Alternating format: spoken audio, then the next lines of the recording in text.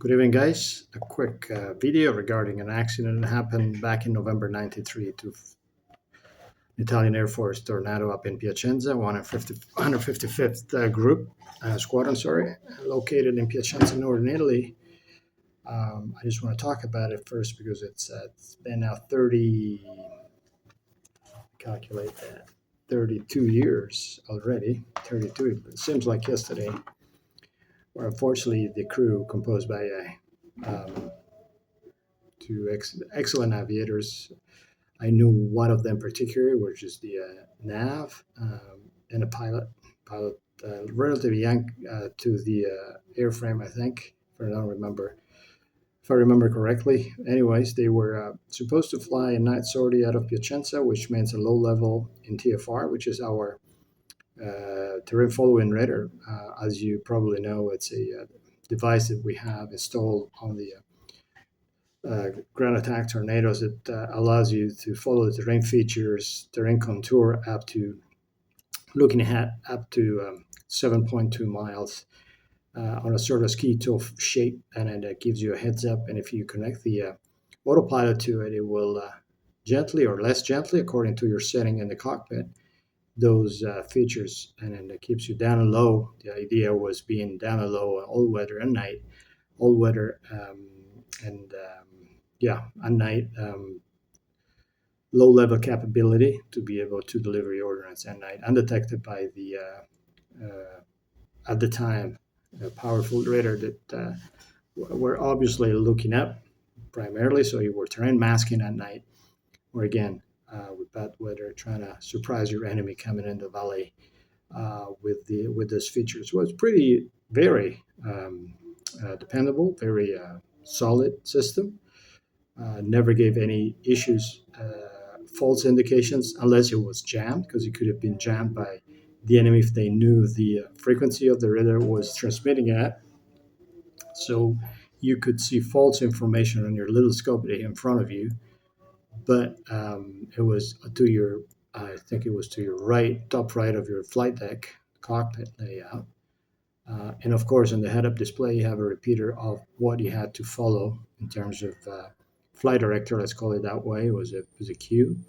So all you had to do really is it was like a video game, just to follow that symbol all the way, and it lets you go down a low 250 feet with the soft, medium, hard sort of reaction to your following radar capability.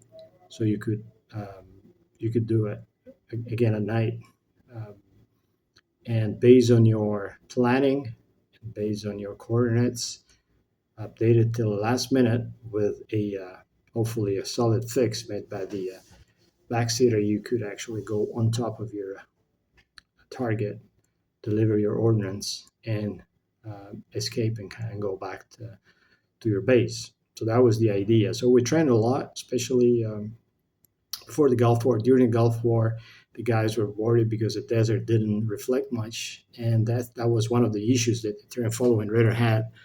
They could have get some echoes because it was so flat, it didn't reflect anything in particular. So it might give you the illusion that it was actually not detecting anything, and it gave you a warning to pull up. So it was a safe thing. It was a safe.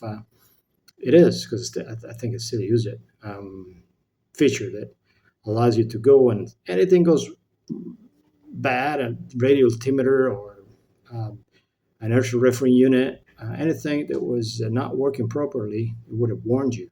At that point, all you had to do is just make an emergency climb to your MSA, to you call it emergency altitude, in that area that you know of, because you well know, well knew at the time where you were at all times, and aboard a mission if it was a real war mission, like a war mission or a campaign, like a red flag or anything like that. So the scenario was they were trying to get airborne solo, so it was single ship, and they had a problem on the ground. They were talking to base ops in and out, and at the end they concluded, okay, you can't go with the TFR, so you will go anyways, but you'll fly the same route, the same uh, planned route, instead of going down low, you're just going to go at the minimum safe altitude just to keep your night training capability, night training um, currency.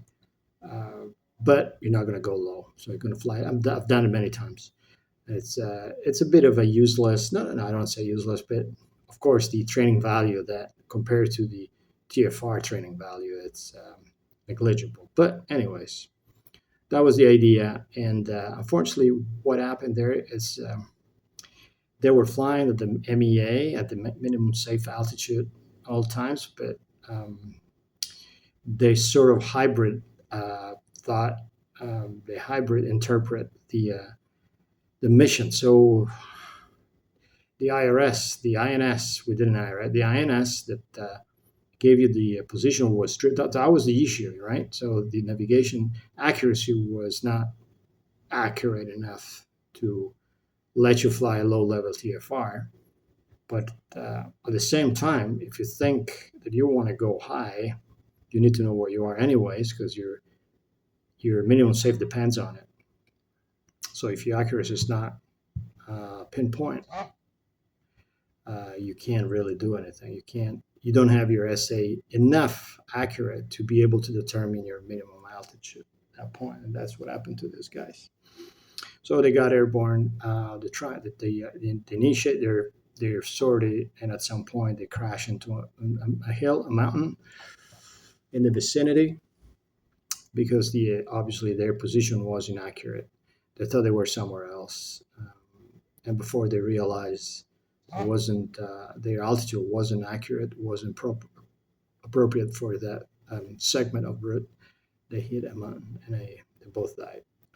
So what lesson learned from that crash? I still remember that our squadron leader, squadron uh, um, commander at the time, gave us a very short but very effective briefing, which I completely understood and acknowledged. And it was an eye opener for me, as I was a young lieutenant, or maybe a second lieutenant, I can't remember, 93, probably already a lieutenant.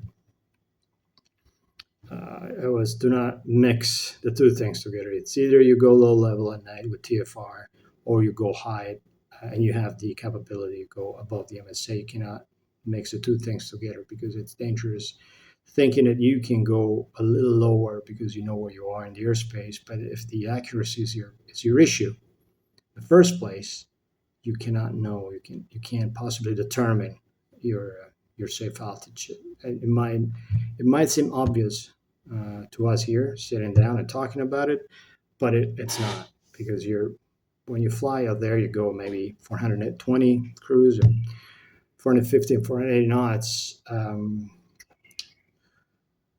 Well, it's a decent speed. It's not supersonic, of course, but low level, it makes you think quick. And if you're not quick enough to determine, if you don't have the reference to determine that, you might get embarrassed or put yourself in an unsafe situation. So we understood that. I acknowledge, personally got that lesson learned. Fortunately, it cost lives of these two great aviators at the time. I hope that served as a lesson for young aviators these days and the future, because now with the technology, we rely a lot on what we see in front of us in terms of screens, lines, moving maps. All this is very good until it isn't. So if there's a depth, there's no depth, right? So if you have any warnings, or if you're not sure because of malfunctions, first thing, you gotta go. You gotta go up. Okay, enemy territory can be really tricky because they might shoot at you, and that becomes a problem. But if you hit terrain is a hard kill. Always wins. So if you're doing it into terrain, you're not going to survive. It might seem obvious, but again, don't rely on technology if it's not. Always have your own essay. Get a map out. Look at references if you can, and if you can't, just go up. Just go up above. Don't be. You can come back for another sortie. You can fight another day if you survive. If you don't, that's it. That's the end of it. I got lucky because I never had to deal with this.